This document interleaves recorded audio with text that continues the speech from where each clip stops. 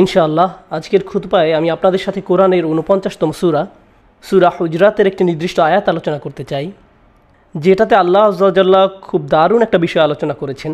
তিনি আরব নামে একদল লোকের আলোচনা করেছেন। আরবরা বেদুইন ছিল এবং এই আয়াতের প্রেক্ষাপট আলোচনার মূল ভাবটা বলার পূর্বে আমাদেরকে এই লোকদের সম্পর্কে কিছু জানতে হবে, যেটা আল্লাহ তাদের সম্পর্কে বলেছেন। আপনারা জানেন যে রাসূলুল্লাহ সাল্লাল্লাহু আলাইহি ওয়াসাল্লাম মক্কা নগরীতে ওনারা দাওয়াত কাজ পরিচালনা করতেন, যেটা ওই অঞ্চলের অন্যান্য এলাকা থেকে ঘনবসতিপূর্ণ ছিল। এরপর উনি মদিনা শহরে গেলেন, সেটাও আরেকটি ঘনবসতিপূর্ণ এলাকা ছিল। অর্থাৎ এটি ছিল এমন একটি শহর যেখানে অনেক মানুষ কাছাকাছি বসবাস করত, কিন্তু আরব জনসংখ্যার একটি বড় অংশ ছিল আরব। আরব এমন লোক যারা শহরে বাস করত না, তারা ঘুরে বেড়াতো, তারা তাদের পশুর পাল নিয়ে মরুভূমির বুকে চড়ে বেড়াতো। বছরের অধিকাংশ সময় তারা বাইরে থাকতো বিরান ভূমির মাঝে। তারা শহরে যারা বসবাস করে এমন লোকদের মতো ছিল না, এবং ওই সময় অধিকাংশ আরবদের জীবনযাপন এরকম বেদুইনদের মতো ছিল, যারা তাদের তাঁবু নিয়ে ঘুরে বেড়াতো, তাদের মালপত্র নিয়ে ঘুরে বেড়াতো। তো তাদের কেউ কেউ হয়তো ব্যবসা করতো, আবার কেউ বা তাদের পশুপালন করতো। এভাবে বিভিন্নভাবে তারা জীবিকা নির্বাহ করত। অর্থাৎ এরা হচ্ছে এমন লোক যারা ঘনবসতিপূর্ণ এলাকার অংশ নয়। তো তাদের মাঝে কেউ কেউ তখন মুসলিম হওয়া শুরু করেছে, এবং এই লোকেরা শুধু সাধারণ লোকজনের সংস্পর্শবিহীন ছিল তা নয়, বরং তাদের সাথে মুসলিমদেরও নিয়মিত যোগাযোগ ছিল না। তারা একদম একা ছিল। যদিও তারা মুসলিম ছিল, কিন্তু ইসলাম সম্পর্কে তারা খুব কমই জানত। তাই যে জিনিসটা আমরা প্রথমে এই সূরা থেকে জানতে পারি তা হলো, যেহেতু অন্য লোকজনের সাথে তাদের মেলামেশা কম ছিল, তাই তারা আদব বা শিষ্টাচার এগুলো বুঝতো না। আপনারা জানেন যে এরকম হয়, যারা হয়তো শহরে বা লোকালয়ে বাস করে না, তারা জানে না কিভাবে অন্যদের সাথে চলাফেরা করা উচিত। তাই এই লোকেরা যখন রাসূলুল্লাহ সাল্লাল্লাহু আলাইহি ওয়াসাল্লামের কাছে এসে কিছু জিজ্ঞাসা করলো, আল্লাহ সূরা শুরুতেই তাদের বর্ণনা দিয়েছেন, ইন্নাল্লাযীনা ইউনাদুনাকা মিন ওয়ারাইল হুজুরাত আকসারুহুম লা ইয়াকিলুন। এই বেদুইনদের সম্পর্কে আল্লাহ বলছেন, তারা রাসূল সাল্লাল্লাহু আলাইহি ওয়াসাল্লামের বাড়ির কাছে এসেছে এবং তারা বাইরে দাঁড়িয়ে চিৎকার করে ওনার নাম ধরে ডাকছিল, এবং তারা ইয়া রাসূলুল্লাহ বলে ডাকেনি। এখানে আমাদেরকে বুঝতে হবে, রাসূল সাল্লাল্লাহু আলাইহি ওয়াসাল্লামকে ওনার পরিবারের সদস্যরাও নাম ধরে ডাকতেন না। ওনারা রাসূল সাল্লাল্লাহু আলাইহি ওয়াসাল্লামকে রাসূলুল্লাহ বলে ডাকতেন। ওনার চাচা ওনার নাম ধরে ডাকতেন না, ওনার সবচেয়ে ভালো বন্ধু ওনার নাম ধরে ডাকতেন না, আশেপাশের সবাই ওনাকে ওনার উপাধি রাসূলুল্লাহ বলে ডাকতেন। এটা রাসূল সাল্লাল্লাহু আলাইহি ওয়াসাল্লামের প্রতি সম্মানেরই অংশ ছিল। কিন্তু এই বেদুইনরা আসলো এবং বলল, ইয়া মুহাম্মদ উখরুজ আলাইনা, মুহাম্মদ বের হও, তোমার সাথে আমাদের কথা আছে। এবং আল্লাহ সুবহানাহু ওয়া তাআলার কাছে এটা খুবই অশোভনীয় ছিল। যদিও এটা একটা ভুল ছিল, এবং আল্লাহ প্রথমে তাদেরকে একটা অজুহাত দিলেন, তাদের অনেকেই এটা বুঝবে না। এবং তাদের পূর্বাপর চিন্তা করলে আপনি বুঝতে পারবেন, কেননা তারা রাসূল সাল্লাল্লাহু আলাইহি ওয়াসাল্লামের সাহচর্যে খুব একটা ছিল না, তারা সাহাবাদের সাহচর্যেও খুব একটা ছিল না, তারা প্রশিক্ষিত ছিল না, শিক্ষিত ছিল না যেভাবে অন্য মুসলিমরা শিক্ষিত ছিল। তাই আবু বকর সিদ্দিক রাদিয়াল্লাহু তাআলা আনহুর কাছ থেকে যে ব্যবহার আশা করা যায়, উসমান রাদিয়াল্লাহু তাআলা আনহুর কাছ থেকে যে ব্যবহার আশা করা যায়, তাদের কাছ থেকে তা আশা করা যায় না। এখন আল্লাহ আবার ওদেরকে শেখানোর সিদ্ধান্ত নিলেন। আল্লাহ বলছেন, তারা যদি আপনি বের হয়ে এসে তাদের সাথে কথা বলা পর্যন্ত ধৈর্যশীল হতো, তাহলে ওটা তাদের জন্য ভালো হতো। তাদের এত অধৈর্যশীল হয়ে এভাবে চিৎকার করে রাসূলুল্লাহ সাল্লাল্লাহু আলাইহি ওয়াসাল্লামের ঘরের বাইরে ডাকাডাকি করা উচিত হয়নি। আমি আপনাদেরকে এই ঘটনার আরেকটু অল্প বিস্তর ভূমিকা দিতে চাই আপনাদের জানার জন্য। রাসূল সাল্লাল্লাহু আলাইহি ওয়াসাল্লামের সময়ে ওইখানে নানা ধরনের মুসলিম ছিল, এবং এটার সাথে তাদের অন্তরে কতটুকু ঈমান ছিল তার কোনো সম্পর্ক নেই, কিংবা তারা কতটুকু বেশি ভালো বা কম ভালো ছিল তারও কোনো সম্পর্ক নেই। এটা আসলে বলছে যে তারা কতটুকু ইসলাম সম্পর্কে জানে তার উপরে। এই বেদুইনদের রাসূল সাল্লাল্লাহু আলাইহি ওয়াসাল্লাম বা ওনার সাহাবীদের সাথে খুব বেশি সময় কাটানোর সুযোগ হয়নি, কিন্তু তা সত্ত্বেও তারা মুসলিম। আসল ব্যাপার হচ্ছে, যেহেতু তারা কম জানতো এবং তারা খুব কমই ইসলামকে চিনেছে, তাই তারা ওই মুসলিম সমাজের অংশ হতে পারেনি যারা প্রতিনিয়ত উন্নতি করছে, বেড়ে উঠছে, ইসলাম সম্পর্কে আরও জানছে, তাদের ইসলামের সাথে সম্পর্কটা আরও শক্ত হচ্ছে, তারা উম্মাহ হিসাবে আরও শক্তিশালী হচ্ছে। তাই সময়ের সাথে যেটা হলো সেটা হচ্ছে, তারা যে অল্পটুকু জানতো তাতেই তারা খুশি ছিল, এবং এটাই ভয়ঙ্কর, যখন আপনি অল্প জানেন এবং তাতেই খুশি থাকেন। এই সমস্যাটাই আমি আজকে যে আয়াতটা আলোচনা করতে চাই তাতে আলোকপাত করা হয়েছে।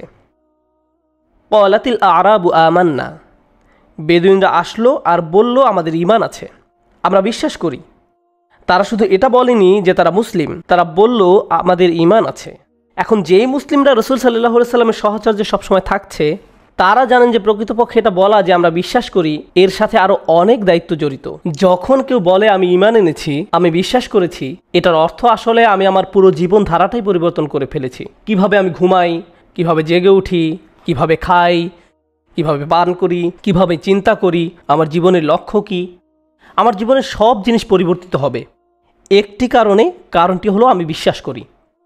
এটা কোনো সাধারণ ব্যাপার নয়, কিন্তু ওই বেদুইনদের মতে এটা খুবই সাধারণ ছিল। এখানে একজন আল্লাহ আছে, এই ব্যক্তি তার রসুল, আর আমরা তার কথা বিশ্বাস করি, যেটা তার কাছে এসেছে, যেটাকে কুরআন বলে। ঠিক আছে, ভালো, আমি গ্রহণ করলাম। এটা তাদের জন্য একটা অতি সাধারণ ব্যাপার ছিল। এটার জন্য তাদের নিজেদেরও একেবারে রূপান্তর করার প্রয়োজন ছিল না। তাই তারা বলল আমান্না, আমরা ঈমান আনলাম। ভালো, কিন্তু আল্লাহ আজ্জা ওয়া জাল্লা তাদেরকে শুধরে দিলেন আর বললেন উল্লাম তুমিনু। রাসূল সাল্লাল্লাহু আলাইহি সাল্লামকে ওনার নিজস্ব ব্যবহারের ধরন থেকে বের হয়ে তাদেরকে বলতে বলা হলো লাম তুমিনু, তোমরা ঈমান আনোনি, ওয়ালাকিন কুলু আসলামনা, বরং এটা বলো যে আমরা ইসলাম গ্রহণ করেছি। প্রসঙ্গক্রমে আমরা ইসলাম গ্রহণ করেছি, আমরা সমর্পণ করেছি, এটার মানে হলো আমরা শুধু প্রথম পদক্ষেপটাই নিয়েছি। ঈমান অনেক পরিপক্ক একটা বিষয়, ইসলাম শুধু তোমার প্রথম পদক্ষেপ। এবং আপনারা কোরআনে লক্ষ্য করবেন আমান্না ব্যাপারটি কোরআনে প্রশংসিত হয়েছে। সাধারণত যখন লোকেরা বলে আমরা বিশ্বাস করতে এসেছি, এটা অবশ্যই একটা ভালো ব্যাপার, কিন্তু এই লোকদের ক্ষেত্রে আপনাকে বুঝতে হবে যে তারা কোথা থেকে এসেছে। ওরা ছিল নিজেদের উপর অতিমাত্রায় আস্থাশীল যে তারা ইসলাম ধরে রাখতে পারবে, তাদের ঈমান একদম নিখুঁত, এবং যা যা জানা দরকার তারা সব কিছুই জানে। আমার আর কিছু বোঝার দরকার নেই, আর বেশি জানার চেষ্টা করার দরকার নেই, আমার নিজের ভিতরে কিছু পরিবর্তন করার দরকার নেই। এই অতিমাত্রায় আস্থা হচ্ছে সমস্যা। এই বেদুইনরা, যাদের সাথে বাকি সমাজের যোগাযোগ ছিল না, যারা অতি আস্থাশীল ছিল যে তাদের মাঝে ইতোমধ্যেই ঈমান রয়েছে এবং ভাবছে যে এটা কোনো ব্যাপারই না, তাদেরকে এটা বলতে হবে যে শুধু প্রথম পদক্ষেপটাই তারা নিয়েছে। উল্লাম তুমিনু ওয়ালাকিন কুলু আসলামনা। এখন যখন আল্লাহ তাআলা তাদেরকে এটা বলছেন, তারা এটা বুঝতে পারছিল না কেন আল্লাহ মহানবী সাল্লাল্লাহু আলাইহি সাল্লামকে দিয়ে বলাচ্ছেন তোমার শুধু ইসলাম আছে কিন্তু ঈমান নেই। আমরা আল্লাহর উপর বিশ্বাস করি, আমরা রাসূল সাল্লাল্লাহু আলাইহি সাল্লামকে বিশ্বাস করি, আমরা আখিরাতে বিশ্বাস করি, আর কি দরকার? কেন আপনি বলছেন যে আমাদের শুধু ইসলাম আছে, ঈমান নেই? আমাদের সেই উচ্চ স্তরে যায়নি? আল্লাহ নিজেই এই প্রশ্নের উত্তর দিচ্ছেন, ওয়ালাম্মা ইয়াদখুলুল ঈমানা ফি কুলুবিকুম। ঈমান, বিশ্বাসের উপহারটা, স্বীকারোক্তি এখনও তোমাদের অন্তরে প্রবেশ করেনি, এখনও তোমাদের অন্তরে পৌঁছায়নি। এর মধ্য দিয়ে আমরা খুব কঠিন একটা বাস্তবতা দেখা পাচ্ছি। ঈমান এমন কোনো ব্যাপার নয় যেটা এমনি এমনি হয়ে যায়। এটা আপনি নিজে নিজে এমনি এমনি পেয়ে যাবেন না, এবং আপনি এটাও ভাবতে পারেন না যে আপনার যেটা আছেই। আর এমন কিছু নয় যেটা আপনি নিজে নিজেই রাখতে পারবেন, আপনাকে এটা রক্ষা করতে হবে। কুরআনের অন্য আরেকটি জায়গায় আল্লাহ আসলে পাথরের সাথে তুলনা করেছেন, যার একেবারে গভীরে রয়েছে পানি, এবং আল্লাহ এই পানিটিকে ঈমানের সাথে তুলনা করেছেন। এখন আল্লাহ এই আয়াতে আমাদেরকে বলছেন যে এই বেদুইনদের জানতে হবে যে তারা এমনি এমনি তাদের ঈমান ধরে রাখতে পারবে না, শুধুমাত্র এই কারণে যে তারা সহজেই ইসলামের ছায়াতলে এসেছে। তারা এত কিছু বক্তব্যের সাথে একমত হয়েছে এবং তারা ভাবছে এটাই তাদের জন্য যথেষ্ট। কেন আমি এটা আপনাদের সাথে শেয়ার করছি? কারণ পুরো বিশ্ব জুড়ে, আমেরিকায়, ইউরোপে, অস্ট্রেলিয়ায়, বিশ্বের অনেক জায়গাতেই, বিশেষত যেখানে মুসলিমরা সংখ্যালঘু, অনেক মুসলিম সমাজেই খুব অল্প সংখ্যক লোকের সমষ্টি, এবং তাদের জন্য জানার বা বেড়ে ওঠার সুযোগ খুবই সীমিত। তাই এই উদাহরণস্বরূপ বলা যায় কোনো জনগোষ্ঠীর বাবা মায়েদের ইসলামিক জ্ঞান অত্যন্ত কম। এটা তাদের দোষ না, তারা ইসলাম সম্পর্কে খুব অল্পই জানে।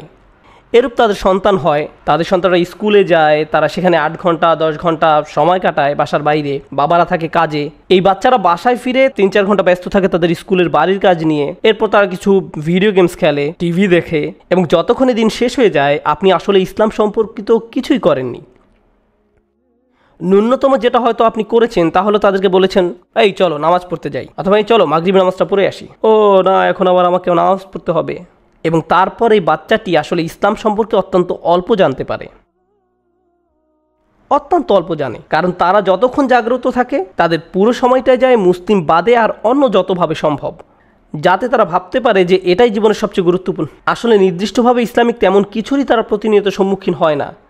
প্রকৃতপক্ষে এরকম সংখ্যালঘু সমাজে বাচ্চারা যখন স্কুলে যায় তাদেরকে অন্যদের থেকে একদমই আলাদা দেখায়, তারা অন্যদের থেকে একদমই আলাদা ব্যবহার করে, এবং এটা তাদেরকে একদমই একা বোধ করায়।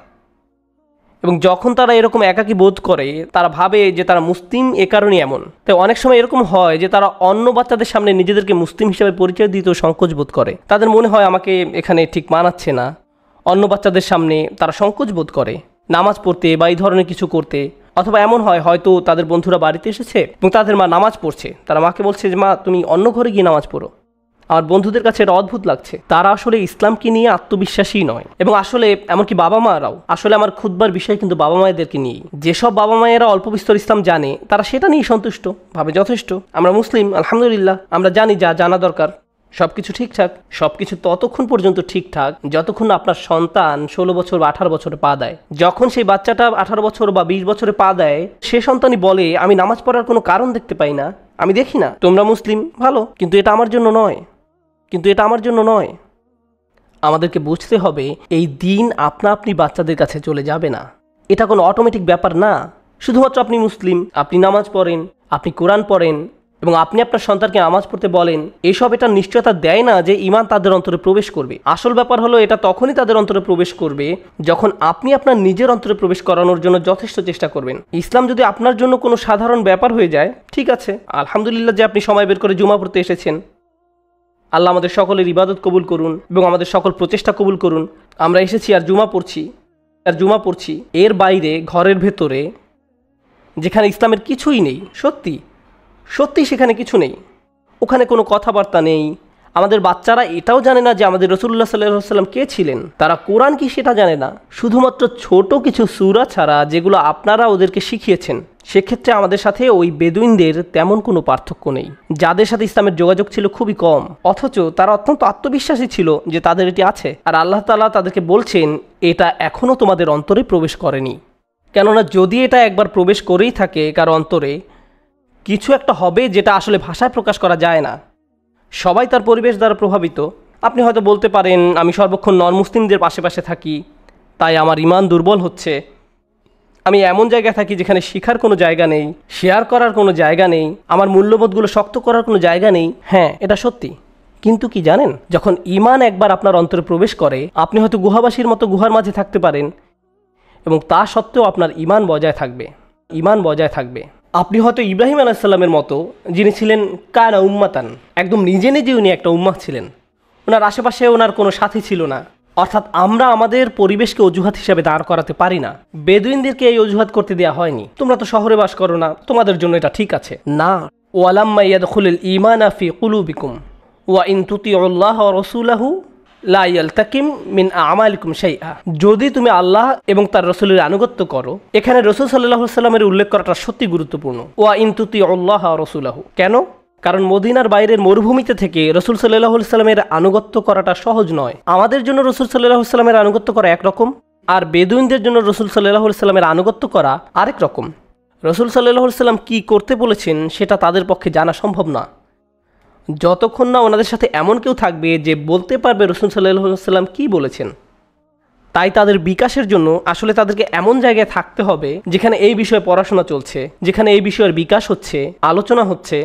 ওয়া ইন তুতিউল্লাহ ওয়া রাসূলাহু, আরবিতে ইতা এর অর্থ শুধু আনুগত্যই নয়, এটা মনোযোগ দেওয়া অর্থেও ব্যবহৃত হয়।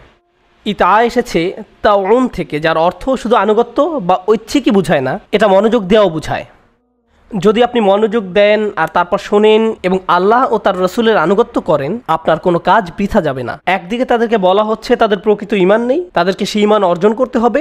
অন্যদিকে তাদেরকে বলা হচ্ছে শোনো, এর অর্থ এটা নয় যে যা ভালো কাজ তুমি করেছো তা বৃথা গেছে। যদি তুমি আল্লাহ ও তার রাসূলের আনুগত্য অটল থাকো, তোমার কোনো কাজই বৃথা যাবে না। এটা অত্যন্ত গুরুত্বপূর্ণ ব্যাপার। কুরআনের অন্য এক জায়গায় সূরা হাদীদে আল্লাহ তাদের পরিণতি সম্পর্কে বর্ণনা করেন, যেসব লোকেরা তাদের ঈমানকে সহজভাবে নিয়েছে, তারা ভাবে ঠিক আছে আমরা মুসলিম, আলহামদুলিল্লাহ, এর অর্থ সব ঠিক আছে। না, সব ঠিক নেই। এটা অত্যন্ত গুরুত্বপূর্ণ ব্যাপার। এরকম সম্ভাবনা কি আছে যে কেউ মুসলিম হলো এবং সময়ের সাথে সাথে তাদের ঈমান দুর্বল থেকে দুর্বলতর হলো, এমন পর্যায়ে যে তারা এমনকি ইসলাম নিয়েই সন্দেহ প্রকাশ করা শুরু করলো? এটা কি সম্ভব? অবশ্যই সম্ভব। প্রকৃতপক্ষে হাদীদের আয়াতটিতে যাবার আগে, এমনকি এই সূরাতেও আল্লাহ বলছেন প্রকৃত মুমিন তারাই যারা আল্লাহ এবং তার রাসূলে বিশ্বাস করে এবং এর পরে আর কখনো সন্দেহ পোষণ করে না। আল্লাহ কেন বলছেন যে তারা আর কখনো সন্দেহ পোষণ করে না? কারণ সেই সম্ভাবনা রয়েছে। সেই সম্ভাবনা যদি না থাকতো তাহলে সেটা উল্লেখ করার কোনো দরকারই ছিল না। আসলে আমরা আমাদের ঈমান এমনি ধরে রাখতে পারবো না। এর জন্য আসলেই প্রচেষ্টা দরকার, অনেক প্রচেষ্টার দরকার। এখন যেই জিনিসটাতে আমি আপনাদের দৃষ্টি আকর্ষণ করতে চাই তা হলো বাহির বনাম ভিতর। এটি এই আয়াতের সবচেয়ে গভীর শিক্ষা, যা বেদুইনদের জন্য শিক্ষা ছিল। বাহির বনাম ভেতর। যখন আপনি নামাজ পড়ছেন তখন এটি একটি বাইরে দৃশ্যমান কাজ, যখন আপনি অজু করছেন সেটিও বাইরে দৃশ্যমান একটি কাজ, যখন আপনি কোরআন পড়ছেন সেটিও বাইরে দৃশ্যমান একটি কাজ। এইগুলো সেই ধরনের কাজ যেগুলো অন্যরা দেখতে পারে। যখন আপনি নামাজ পড়ছেন, আমি বলতে পারছি যে আপনি নামাজ পড়ছেন, কিন্তু এই সময় অন্য কিছু একটা ঘটতে পারে আপনার ভেতরে। কেউ হয়তো নামাজ পড়ছে কিন্তু তার চিন্তা আসলে অন্য কোনো জায়গায়। কেউ হয়তো কোরআন পড়ছে কিন্তু তারা কি পড়ছে তাতে তাদের মনোযোগ নেই। বুঝতে পেরেছেন? আল্লাহ আমাদের ভিতরে যে পরিবর্তন হচ্ছে সেটা দেখতে চান। ওয়ালাম্মা ইয়াদখুলুল ঈমানা ফি কুলুবিকুম, ঈমান তোমাদের অন্তরে প্রবেশ করেনি। একদম হৃদয়ের গভীরে আপনি কি চিন্তা করেন, আপনার জীবনের লক্ষ্য কি, আপনি টাকা রোজগার করছেন কেন, আপনি কাজ কেন করছেন, আপনার সন্তানদেরকে নিয়ে আপনার পরিকল্পনা কি, আপনার নিজের জীবনের উদ্দেশ্য কি, আপনি অস্তিত্বের কারণ কি। প্রত্যেকের আর্থিক লক্ষ্য আছে। আপনি ভাবেন যে এই পরিমাণ অর্থ আমি এই বছর উপার্জন করব, এত পরিমাণ সঞ্চয় করতে চাই, ওই জায়গায় আমি জমি কিনতে চাই, এই পরিমাণ অর্থ আমাকে পরিশোধ করতে হবে। এই প্ল্যানগুলো আপনার মাথায় থাকে, কিন্তু আল্লাহকে নিয়ে আপনার লক্ষ্যগুলো কোথায়? এই প্রশ্নটাই আমি আমাকে করি এবং আপনাদের নিজেদেরকেও করা দরকার। এবং আপনার অর্থ, গাড়ি, স্কুল, বিয়ে, এইসব সকল বিষয় নিয়ে আপনার মনে যেই চিন্তা আছে সেগুলো আপনার হৃদয়ে জায়গা করে ফেলে। আপনি সব সময় সেগুলো নিয়ে চিন্তা করেন। আপনি যখন গাড়ি চালান আপনি তখন চিন্তা করেন, বাসায় বসে থাকলে আপনি সেগুলো নিয়ে চিন্তা করেন। এর অর্থ এই জিনিসগুলোতে আপনার অন্তর পরিপূর্ণ হয়ে গেছে। আল্লাহ নিজের জন্য সেই জায়গাটি চান। আল্লাহ বলছেন না যে আপনি সেই চিন্তাগুলো করবেন না, কিন্তু এ সব কিছুর মাঝে আল্লাহর স্থানটি কোথায়? আমি আল্লাহর জন্য কি করছি? আমি আল্লাহর জন্য কি করছি? অন্যান্য ধর্মে সর্বত্র এটাই এখন দুনিয়ার চিত্র। আর সমাজবিজ্ঞানে এই জিনিসটা নিয়ে সবসময় বলেন যে এখন কিভাবে প্রজন্মান্তরে খ্রিস্টান, হিন্দু, বৌদ্ধ, ইহুদি, এমনকি মুসলিমরাও তারা তাদের ধর্মকে খুব সহজভাবে নেয়। এটা এমন জিনিস যেটা তাদের বাবা মা তাদেরকে উত্তরাধিকার সূত্রে দেয়। তাই বেশিরভাগ সন্তান যারা আজকাল বড় হচ্ছে ধার্মিক হচ্ছে না, কারণ এটা শুধু তাদের বাবা মার একটি সংস্কৃতি। তারা এটাকে নিজেরা বিশ্বাস করে এমনভাবে দেখে না, তারা এটাকে দেখে তাদের সংস্কৃতি হিসাবে। যেমন ধরুন, আপনি একভাবে কাপড় পরেন, সেটা আপনার সংস্কৃতির অংশ। আপনি এক ধরনের খাবার খান, সেটা আপনার সংস্কৃতির অংশ। আমাদের সংস্কৃতিতে আমরা এইভাবে প্রার্থনা করি, আমাদের সংস্কৃতিতে এই ধরনের প্রথা আছে, এই ধরনের ঈদ বা এই ধরনের উৎসব আছে। এগুলো শুধুই সাংস্কৃতিক ব্যাপার। তারা কিন্তু বিরিয়ানি বা বাখলাবা খায় না, তারা পিৎজা খায়, তারা বার্গার খায়। তারা আমাদের থেকে ভিন্ন। তাই তারা যখন পুরাতন সংস্কৃতি থেকে বের হয়ে যায়, অনেকেই সাথে সাথে পুরাতন ধর্ম থেকেও বের হয়ে যায়। এটা শেষ, কারণ পুরো ধর্মটা তাদের কাছে শুধুই সংস্কৃতি ছিল। এটা তাদের কাছে শুধু কতগুলো বাহ্যিক নিয়ম কানুনের সমষ্টি ছিল মাত্র। অন্তরের ভেতরে কি হচ্ছে তার সাথে ধর্মের কোনো যোগাযোগ নেই। এটা খুবই গুরুত্বপূর্ণ ব্যাপার, কারণ আপনি একটি পুরো মুসলিম প্রজন্ম ওইভাবে হারাতে পারেন। গত বছর আমি মেক্সিকোতে গিয়েছিলাম একদিনের জন্য, মেক্সিকো সিটিতে। আমি যখন সেখানে ছিলাম, যেটা বিশ্বের সবচেয়ে জনবহুল শহরগুলোর একটি, 38 মিলিয়ন লোকের বাস, আমার মোবাইলে হালাল দোকান খোঁজার অ্যাপস ছিল, যা দিয়ে আমি হালাল দোকান খুঁজছিলাম, কারণ সেখানে আমাকে আরও 6-7 ঘন্টা থাকতে হবে আমার স্ত্রী সহ। আমি 2টা রেস্টুরেন্ট পেলাম, তো আমরা একটা মরক্কান রেস্টুরেন্টে গেলাম। যাই হোক, আমরা গেলাম সেখানে। সেই মরক্কান ভাই এই রেস্টুরেন্টটি চালু করেন 1972 সালের দিকে। এটা তখন সেখানকার 2টা হালাল রেস্টুরেন্টের মাঝে একটা ছিল। এটি ছাড়া আরেকটা পাকিস্তানি রেস্টুরেন্ট আছে। তো আমরা কথা বলা শুরু করলাম। আমি প্রশ্ন করলাম, তুমি ব্যবসা করো কিভাবে, তোমার ক্রেতা কোথায়? পুরো শহরে যে জুমাটা হয় সেখানে মাত্র 2 থেকে 300 লোক আসে। মনে হয় 2টি মসজিদ আছে, সব মিলে 300 লোক হবে। এর মাঝে একটা মসজিদ হচ্ছে আবার একজন বয়স্কা মহিলার, যিনি মুসলিম হয়েছিলেন এবং তার বাড়িটা মসজিদ হিসাবে দান করে দিয়েছেন, এবং জুমার নামাজ সেখানেই হয়েছিল। আমি জিজ্ঞেস করলাম, এরাই কি সর্বমোট মুসলিম জনগোষ্ঠী? সে বলল, না, এরাই সব না। মূলত 1970 বা 80-র দিকে মেক্সিকো তার বর্ডার খুলে দিয়েছিল, কারণ তারা তাদের ইঞ্জিনিয়ারিংয়ে অনেক উন্নয়ন করতে চাচ্ছিল। তাই তারা তাদের বর্ডার খুলে দিয়েছিল। তখন সিরিয়া, জর্ডান, বাংলাদেশ, এরকম বিভিন্ন মুসলিম দেশ থেকে লোকজন আসলো সেখানে, লাখে লাখে লাখে লাখে। তারা বিভিন্ন ধরনের ইঞ্জিনিয়ারিং, মেকানিক্যাল, এই ধরনের টেকনিক্যাল কাজে সেখানে যোগ দিল। তো আমি জিজ্ঞেস করলাম, তারা সবাইকে আবার ফেরত গেছে? তারা সবাইকে আবার ফেরত চলে গেছে? সে বলল, না, তারা আছে, শুধু তাদের সন্তানরা আর মুসলিম নেই। তাদের সন্তানরা আর মুসলিম নেই। লাখে লাখে লোক, এবং মাত্র কয়েকশো লোক জুমা পড়ছে। এটা খুবই বাস্তব একটি ঘটনা। এই ধরনের ঘটনা ঘটে যখন আপনি শুধু আপনার কাজ নিয়ে চিন্তা করেন। আপনি টেবিলে খাবার সরবরাহ করেন, কিন্তু আপনি আপনার অন্তরের ক্ষুধা নিয়ে চিন্তাই করেন না। আমরা মুসলিম, আলহামদুলিল্লাহ, আর কি দরকার? শুনুন, আপনি হয়তো চিন্তা করছেন আপনার ক্যারিয়ার, আপনার সঞ্চয়, আপনার ভবিষ্যৎ নিয়ে, কিন্তু আমি একটা ভয়ানক কথা বলি যেটা নিয়ে আমি, আপনি, আমাদের সবার চিন্তা করা উচিত। যখন আমরা আল্লাহর সামনে দাঁড়াবো, আমাদেরকে আল্লাহকে জবাব দিতে হবে। কেন লা ইলাহা ইল্লাল্লাহর যে উপহারটি আপনাকে দেয়া হয়েছিল, আমাকে দেয়া হয়েছিল, মুহাম্মদুর রাসূলুল্লাহ সাল্লাল্লাহু আলাইহি সাল্লামের যে উপহারটি দেয়া হয়েছিল আমাদেরকে, যেটা খুব সহজেই আমরা আমাদের সন্তানদের মনে গেঁথে দিতে পারতাম, তা কেন আমরা করতে ব্যর্থ হয়েছি? কারণ আমরা অন্য কাজে ব্যস্ত ছিলাম। অন্য কাজে এতই ব্যস্ত ছিলাম যে 2-1 প্রজন্মের মাঝেই লা ইলাহা ইল্লাল্লাহ বলার মতো আর কেউ থাকছে না। এই জন্য আল্লাহর কাছে আমাদেরকে জবাবদিহি করতে হবে। فطال عليهم الأمد فقست قلوبهم وكثير منهم فاسقون। আল্লাহ বলছেন, তাদের উপর সুদীর্ঘকাল অতিক্রান্ত হয়েছে, অতঃপর তাদের অন্তরসমূহ কঠিন হয়ে গেছে এবং তাদের অধিকাংশই ফাসেক হয়ে গেছে। এই কারণেই আমি আপনাদের সাথে এই আয়াতটি শেয়ার করতে যাচ্ছিলাম। সবাই ভাবে তাদের পরিবার এগুলো থেকে নিরাপদ। কারো যদি এরকম চিন্তা করার অধিকার থেকে থাকে, তাহলে সেটা হতো ইব্রাহিম আলাইহিসসালাম। ইব্রাহিম আলাইহিসসালাম বলতে পারতেন, আমি আমার সন্তানদেরকে সঠিকভাবে গড়ে তুলেছি। তার সন্তানরা আল্লাহর প্রতি সমর্পণের ক্ষেত্রে এতই অনুগত ছিল, ইফআল ইয়া আবাত ইফআল মা তু'মার, বাবা তাই করুন যা আপনাকে করতে বলা হয়েছে। যদি আল্লাহ আপনাকে বলে থাকেন আমাকে কোরবানি করতে হবে, তাই করুন বাবা, ঠিক আছে, এটা আল্লাহর ওয়াস্তে। ফালাম্মা আসলামা ওয়া তাল্লাহু লিল জাবিন। আল্লাহ আরও বলছেন, যখন তারা দুইজন আল্লাহর কাছে সমর্পণ করলো এবং সে তাকে জবেহ করার জন্য সাহিত্য করলো, এমনকি এই পিতা ইব্রাহিম আলাইহিসসালাম উনি নিজের সন্তানদের সম্পর্কে এতটাই চিন্তিত ছিলেন যে উনি আল্লাহর দিকে ফিরে বললেন, আমাকে ও আমার সন্তান সন্ততিকে মূর্তি পূজা থেকে দূরে রাখুন। উনি বলেননি ওয়াজনুবনি ওয়াজুররিয়াতি, আমাকে এবং আমার বংশধরদেরকে দূরে রাখুন। আর না আবুদাল আসনাম, উনি আল্লাহকে বলছেন, হে আল্লাহ, আমাকে এবং আমার ছেলেদেরকে মূর্তি পূজা থেকে রক্ষা করো। উনি যদি বলতেন জুররিয়াতি, তাহলে বোঝাতো আমাকে, আমার সন্তানদের, তাদের সন্তানদের, তাদের নাতি নাতনি সবাইকে তুমি মূর্তি বা আইডল পূজা থেকে রক্ষা করো। উনি এতদূর পর্যন্ত চিন্তা করছেন না। উনি চিন্তিত যে উনি নিজে এবং ওনার সন্তানদের জন্য। এমনকি তারা আল্লাহর কাছে সমর্পণ করার পরে উনি মনে করছেন যে ওনারা নিরাপদ নয়। হে আল্লাহ, একমাত্র তুমি আমাদেরকে নিরাপদ রাখতে পারো। রব্বি ইন্নাহুন্না আযাল্না কাসীরাম মিনান নাস। এই দোয়াটা পরে আমি সত্যিই স্তম্ভিত, আমি পুরোপুরি অবাক।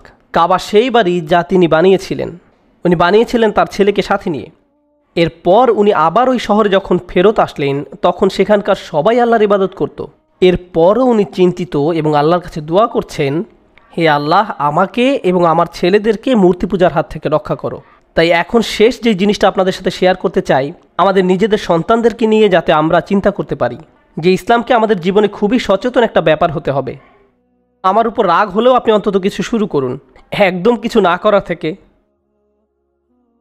নিজের জন্য, নিজের পরিবারের জন্য, এটা আমাদের সকলের চিন্তার বিষয়। প্রত্যেকটি বাচ্চা যারা সন্দেহ করা শুরু করে, প্রত্যেকটি বাচ্চা যারা আল্লাহর কালেমার থেকে ভিডিও গেম নিয়ে বেশি ব্যস্ত, এটা আমাদেরই ক্ষতি। আপনাদেরকে আমি যেটা বলতে চাই সেটা হচ্ছে মূর্তি বা আইডল। ইব্রাহিম আলাইহিস সালাম মূর্তি বা আইডল নিয়ে চিন্তিত ছিলেন।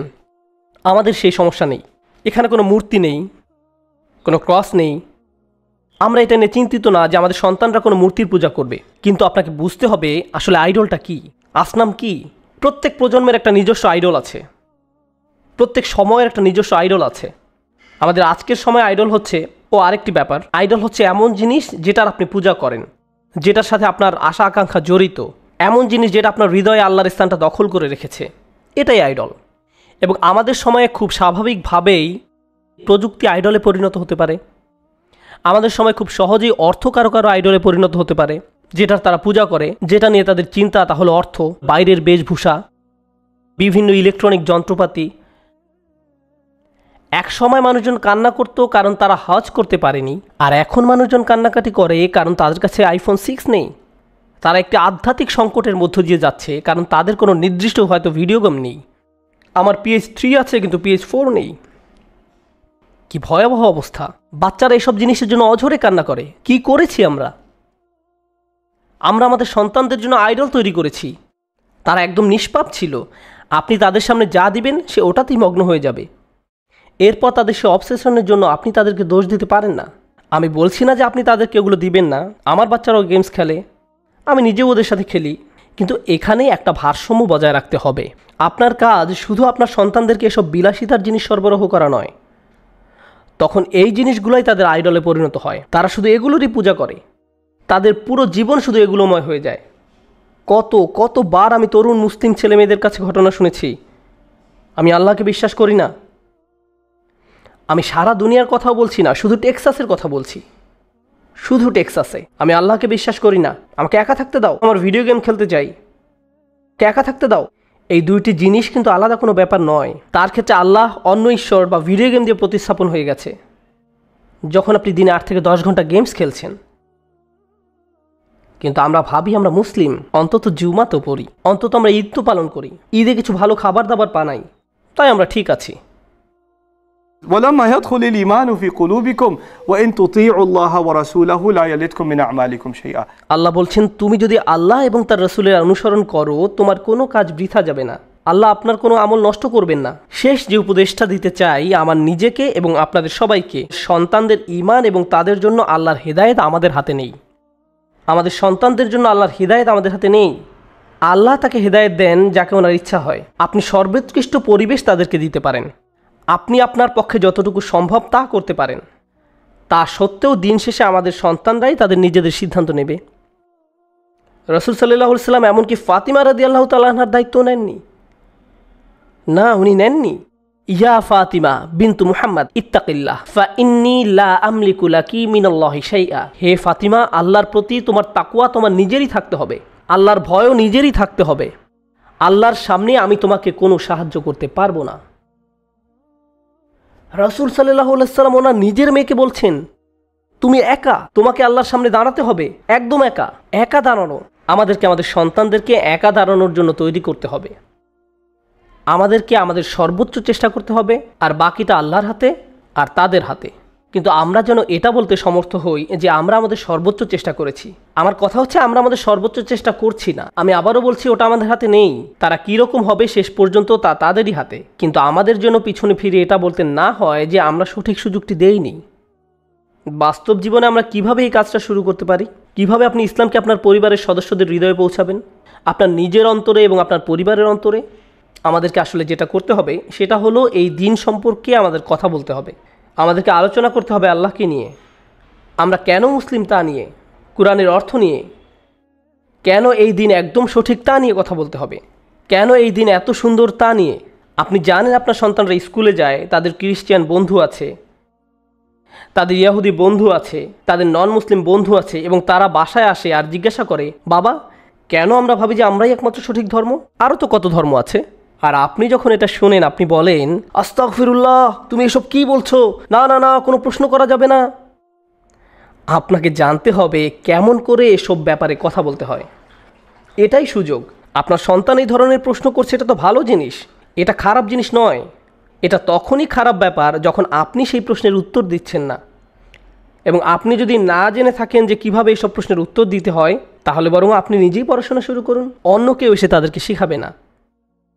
পিতামাতা ভাবে যে না না, তাদের সানডে স্কুলে দিয়ে দিলেই হবে, তারা সেখানেই সব জবাব শিখবে। না, আপনার সন্তানের কাছে সেটাই গুরুত্বপূর্ণ যেটা আপনার কাছে গুরুত্বপূর্ণ। অন্য কেউ আপনার এই সমস্যার সমাধান করতে পারবে না। এই সমস্যার সমাধান আপনি বাইরে থেকে আমদানি করতে পারবেন না। এটা আপনার সমস্যা, আপনার নিজেকে নিজের শিক্ষিত করতে হবে। বিশেষত এই ধরনের ছোট কমিউনিটির জন্য, যেখানে আপনার চারপাশে শুধু নন মুসলিম থাকে। তাই এতে আশ্চর্যের কিছু নেই যে আপনি প্রতিনিয়ত প্রশ্নের সম্মুখীন হবেন। আপনি সব ধরনের প্রশ্নের সম্মুখীন হবেন সব সময়, কারণ আপনি মুসলিম। এর কোনো থামাথামি নেই, কোনো শেষ নেই। আপনার কিভাবে সেই প্রশ্নের জবাব দেওয়া উচিত যার জবাব আপনি নিজেই জানেন না? আল্লাহর কিতাব এতই শক্তিশালী, এই দিন এতই শক্তিশালী যে আপনি শুধু সেই প্রশ্নের জবাবই শিখবেন না, তৎক্ষণাৎ প্রশ্ন করাও শিখবেন। আপনি এমন অবস্থানে যাবেন যে আপনাকে প্রশ্ন করবে এমন হবে না, বরং উল্টো আপনিই প্রশ্ন করবেন। আপনি বলবেন, আমরা যা করি তার অর্থ নেই, আমার ধর্ম অর্থহীন, তাহলে এটা কি, তাহলে এটা কি, ওইটা কি, এগুলো তোমার কাছে কি অর্থ বহন করে, এটা কি তোমার কাছে অর্থপূর্ণ?